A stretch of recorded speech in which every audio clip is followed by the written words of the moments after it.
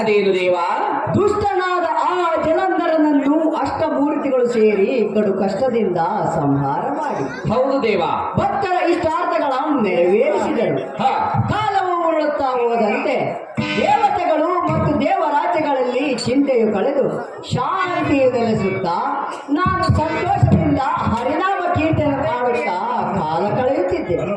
ಆದರೆ ಗ್ರಹಗಳು ಮತ್ತೆ ಎಲ್ಲ ಸಾರಥಿ ದೇವ, ಈ ಬಾರಿ ಸುಂದರರೆಂಬ ಧನುಜರು ತಲೆ ಎತ್ತಿದ್ದಾರೆ.